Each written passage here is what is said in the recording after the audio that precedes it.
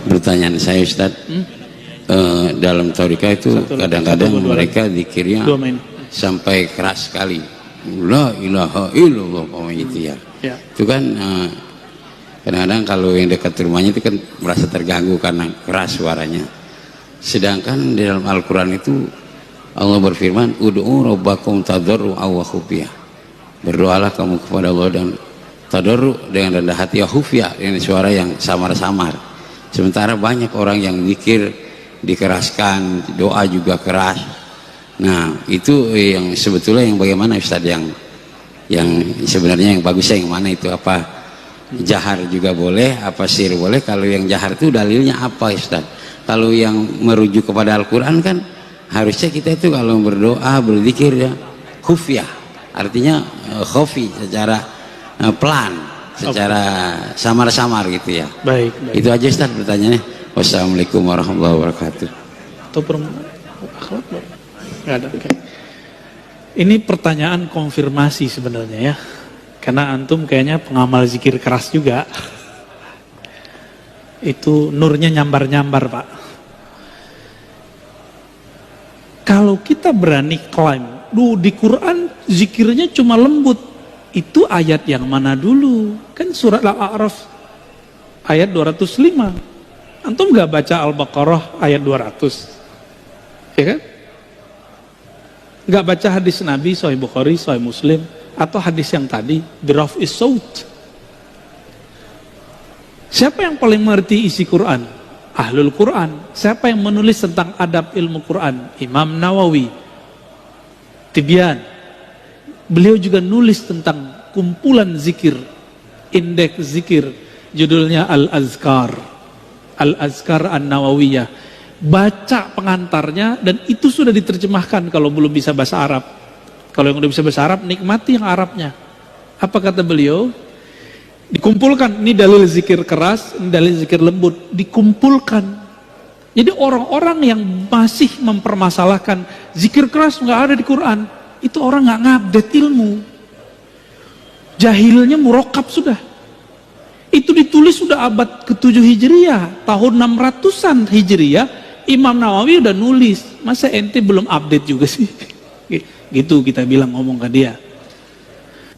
Apa kata beliau? Zikir jahar, zikir sir, dua-duanya tidak boleh dipertentangkan, karena dua-duanya sabit fil Quran, dua-duanya ada di Quran. Terus gimana? Nabi itu kadang mengajarkan keras, kadang mengajarkan lembut. Itu aja. Hanya ulama ahli fikih, ahli zikirlah yang mengerti kapan keras, kapan lembut. Jadi fas'alu ahla dzikri, tanya ke pakar zikir, kapan kita keras, kapan kita lembut. Salah satu murid dari Abah Anom datang kepada saya, Ustadz, saya kalau zikir la ilaha illallah ba'da sholat harus 165, harus kenceng. Saya tanya balik, bukannya antum dulu diajarin beliau pangersa Abah, zikir keras, terus ada zikir lembut. Kalau lagi ngantor, kalau lagi di tempat kerja, kalau lagi safar, gak usah zikir yang keras, pakai zikir yang lembut. Maksud beliau begitu, jangan saklek.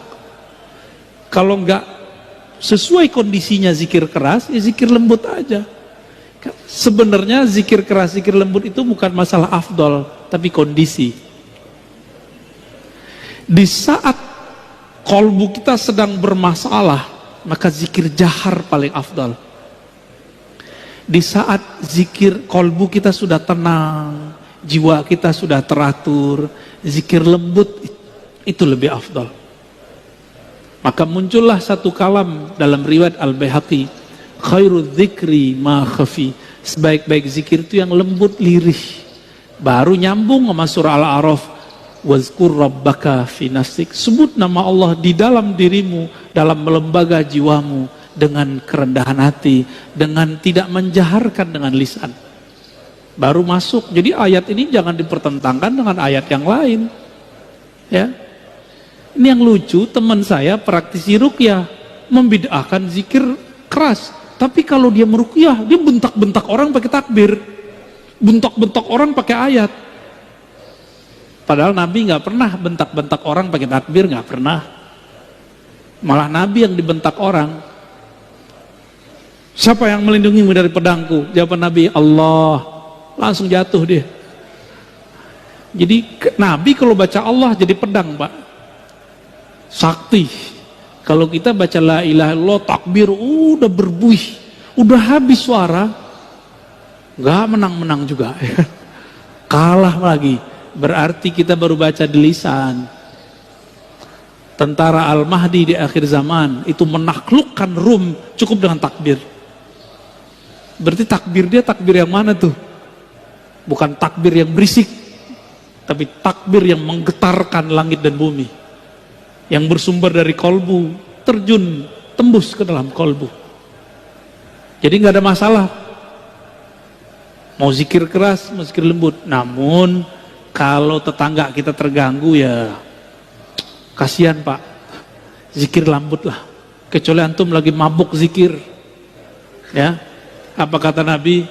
Uzkurullah hatta yakul, zikirlah kepada Allah hatta yakulal munafikun, sehingga orang munafik berkata, muraun, di riwayat kedua majnun, sampai orang munafik menuduh kamu gila atau ria,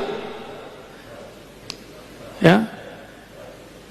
Makanya dulu ada yang nanya di sini, mohon maaf langsung saya potong karena beliau sudah sepuh.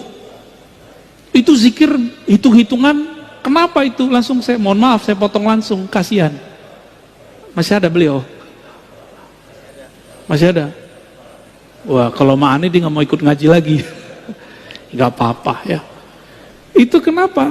Masa seumur begitu masih suuzon sama orang zikir, ntar jadi munafik kata Nabi. Bahaya. Maka semoga semenjak saat itu dia tidak suuzon lagi sama orang yang berzikir. Kira-kira begitu. Wallahu